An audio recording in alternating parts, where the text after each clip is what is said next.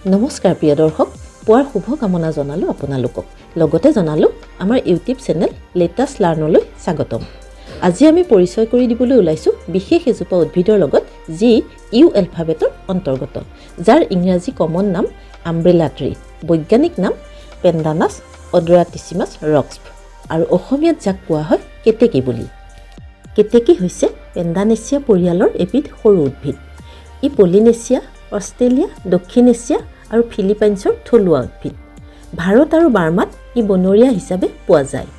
ইয়াক সুগন্ধি স্কৰপাইন বুলি জনা যায়। ই এবিধ বৰ্ষজীৱী কাঁইটীয়া পাতযুক্ত সৰু উদ্ভিদ। গছ প্ৰায় 4 মিটাৰ ওখ হয়। উজ্জ্বল সেউজীয়া দীঘল পাতবোৰৰ তুলনাত এই গছৰ কাণ্ড কেইবাগুণে চাপৰ। গছৰ উচ্চতা বাঢ়ি যোৱাৰ লগে লগে মাটিলৈ হালি পৰে আৰু কাণ্ডৰ অংশৰ পৰা ওলোৱা শিপাই মাটিত খামুচি ধৰাৰ পিছতেই কাণ্ডৰ পৰা নকৈ পোখা মেলি বংশ বিস্তাৰ কৰে। আকাৰত এই ফুল অন্য ফুলতকৈ কিছু পৃথক। ঠাৰিডালৰ দুয়োকাষে পাহিবোৰ শাৰী পাতি ওলায়। দীৰ্ঘাকৃতিৰ পাহি বা মঞ্জৰী পত্ৰৰ বৰণ কেঁচা সোণৰ দৰে উজ্জ্বল।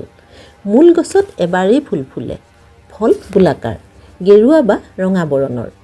এই মূল গছৰ কোঁহৰ পৰা হালধীয়া ৰঙৰ কলিটো ওলোৱাৰ পাছত প্ৰায় 1 ঘণ্টাৰ ভিতৰতেই সম্পূৰ্ণকৈ ফুলি উঠে ফুলপাহি। 2 ফুট পৰ্যন্ত দীঘল হোৱা কেতেকী ফুল ওলমি থাকে কলডিলৰ দৰে। সাধাৰণতে হাবি, এৰাবাৰী, বাৰীৰ ঢাপত এই কেতেকীৰ সুবাসে আমোল মোলাই থাকে। প্ৰায় 500 মিটাৰ দূৰলৈকে বিয়পি পৰে এই সুগন্ধি। উদ্ভিদ বিজ্ঞানৰ পৰিভাষাত পেণ্ডানাছ অডৰাটিচিমাছ ৰক্স নামেৰে পৰিচিত এই চিনাকি পুষ্প প্ৰজাতিটোক প্ৰায়বোৰ অভিধানতে মাটিকঁঠালৰ গছৰ সৈতে তুলনা কৰা হৈছে। কেতেকী ফুলৰ 2টা প্ৰজাতি আছে, এটা বগা আৰু আনটো হালধীয়া। বন্ধু বান্ধৱীসকল, এইখিনিতে এটা কথা ক'ব বিচাৰিছোঁ যে আমাৰ মাজৰে কিছু সংখ্যক লোকে আৰু নৱপ্ৰজন্মৰ এটা চামে কেতেকী গছৰ লগত অপৰিচিত হৈ আছে। কোনোৱে কেতেকীৰ নাম শুনিছে যদিও গছ দেখা নাই, আকৌ কোনোৱে গছ দেখিছে অথচ ফুল দেখা পোৱা নাই। প্ৰকৃতিৰ সেউজ কাননত বিশেষভাৱে স্থান অধিকাৰ কৰি ৰখা এইজোপা উদ্ভিদৰ কথা নাজানি বা নোকোৱাকৈ থাকিলে ভাল লাগিব জানো? সেয়েহে অকণমানো পলম নকৰি আহকচোন দৰ্শকসকল, এই উদ্ভিদৰ পৰিচয় আৰু লগতে ইয়াৰ গুণাগুণখিনি এবাৰ জানিবলৈ চেষ্টা কৰোঁ। বসন্ত কালতেই মাত্ৰ এই কেতেকী ফুল ফুলা দেখা যায়। বসন্তৰ বতাহত সুগন্ধি বিয়পাই মন প্ৰাণ সুবাসিত কৰা এই কেতেকী ফুলে অসমীয়াৰ লোকজীৱনত অধিকাৰ কৰি ৰাখিছে এক সুকীয়া স্থান। প্ৰকৃতিৰ দীৰ্ঘ প্ৰতীক্ষাৰ অন্ত পেলাই লঠঙা গছবোৰে বসন্তক আদৰিবলৈ তুলি ধৰে কুঁহিপাতৰ সেউজীয়া ধৰা। প্ৰকৃতিৰ এই অপৰূপ সেউজী ধৰাত দেখা যায় কুলি কেতেকীৰ লগতে অন্যান্য বিহংগী চৰাই চিৰিকটিৰ আনন্দৰ নৱ উল্লাস। কেতেকী চৰাই মাত নুশুনিলে কেতেকী ফুলেই নুফুলে হেনো। সেয়েহে আকাশ বতাহ হাবি বননি মুখৰিত কৰি তোলা কেতেকীৰ কল্লোল প্ৰতিধ্বনিত সাৰ পাই উঠে নিজান বনৰ, যাৰ বাবেই হয়তো সেউজ পাতৰ আঁৰত ফুলি উঠে উগ্ৰ গন্ধা কেতেকী ফুল। চাৰিওফালে যেন বিয়পি পৰে কেতেকীৰ বুকুৰ সাঁচতীয়া সুবাস। অংগৰাগৰ উদ্দেশ্যৰে যেন বৰ্ণিল পুষ্প প্ৰজাতিয়ে উদঙাই দিয়ে ৰং আৰু সুবাস। কেতেকী ফুলৰ এই বিশ্ব বিমোহন ৰূপ আৰু সুৰভিৰ তীব্ৰতাই প্ৰাণ চঞ্চল কৰি তোলে মানুহৰ মন প্ৰাণ। হুঁচৰি ঘোষাত ইয়াৰ ৰূপ লাৱণ্য বৰ্ণনা কৰি তাহানিৰ কালৰ পৰাই গাই আহিছে এইদৰে: দেউতাৰ পদূলিত গোন্ধাইছে মালতী, কেতেকী মলে মলাই ঐ গোবিন্দাই ৰাম। আকৌ কেতেকী ফুলৰ ৰেণু গালত ঘঁহা ৰীতি কিছুদিন আগলৈকে চলি আছিল। এই ৰেণু গালত ঘঁহি জেতুকাৰে দুহাত বোলাই ব্ৰহ্মথুৰিৰে ওঠ ৰঙাই গাভৰুসকল বিহু মাৰিবলৈ যোৱাৰ বৰ্ণনা ডেকাসকলৰ বিহুগীতত পোৱা যায়। আকৌ বহাগৰ বিহুৰ দিনা কেতেকী ফুলেপাহ যোগাৰ কৰি পৰিয়ালৰ সকলোৰে মাজত একোটিকৈ পাহি বিতৰণ কৰাৰ এক পৰম্পৰা আছিল। বন্ধু বান্ধৱ প্ৰিয়জনক এপাহ কেতেকী ফুল উপহাৰ স্বৰূপে আগবঢ়াব পৰাটো গৌৰৱৰ বিষয়। মুঠতে অসমীয়া জাতিৰ এটা চিনাকি পৰিচয় পায় এই কেতেকী ফুলত। কেতেকী ফুল ইমানেই উগ্ৰগন্ধা যে হাঁহ কুকুৰাৰ উমনিৰ কাষত সৰহীয়াকৈ ৰাখিলে উমনিৰ কণীও হেনো ঘোলা হয়। আগতে ঘৰত এৰী পলু পুহিলে কেতেকী ফুল আনিব নিদিছিল।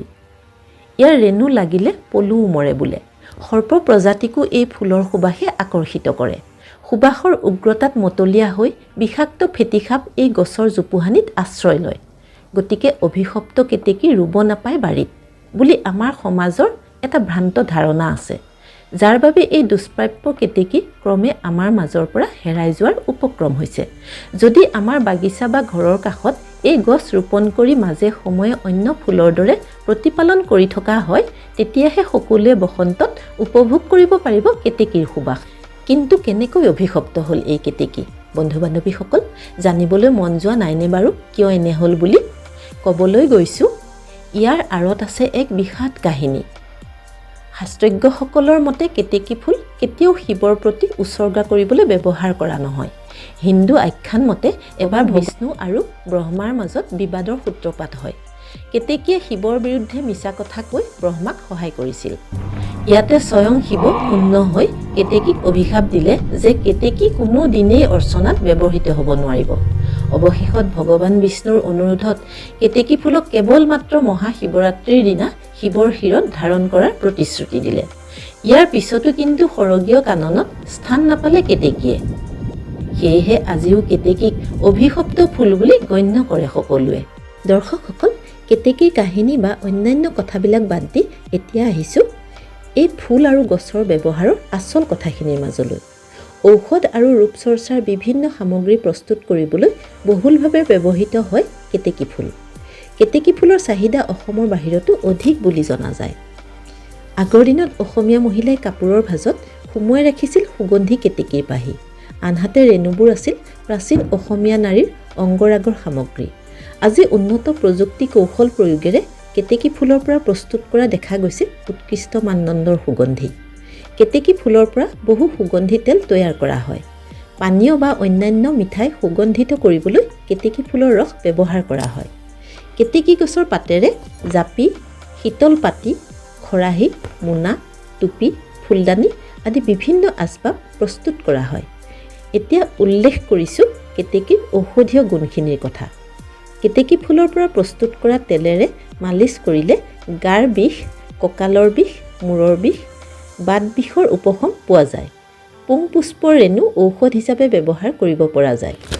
কোমল মসৃণ মঞ্জৰী পত্ৰৰ পৰা আহৰণ কৰা উত্তেজক তেল আৰু গছৰ মূলৰ পৰা উলিওৱা তেল মূত্ৰকাৰক আৰু শোধনকাৰক। মূৰৰ বিভিন্ন ৰোগ, গৰ্মি, বসন্ত, হৃদৰোগ আদিত উপশমদায়ক।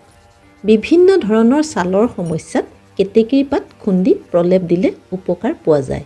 যেনে কুষ্ঠৰোগ, খৰ খজুৱতি, চিফিলিছ আদি নিৰাময় হোৱাত সহায়ক হয়।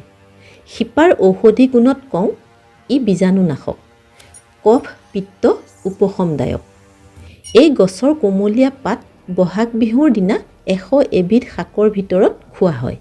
এই 100 এবিধ শাক সেৱনে বছৰটোলৈ শৰীৰ সুস্থ কৰি ৰাখে বুলি কোৱা হয়। দৰ্শকসকল, কেতেকী ফুলৰ কথা ইমানখিনিকে কৈ মই আজিৰ খণ্ডটোৰ পৰা বিদায় ল'ব খুজিছোঁ। ভিডিঅ'টো চাই ভাল লাগিলে এটা লাইক কৰি পাৰিলে আনৰ লগতো শ্বেয়াৰ কৰি দিব। শেষত ভিডিঅ'টোৰ সম্পৰ্কত এটা মন্তব্য আগবঢ়ালে আমি উপকৃত হ'ম।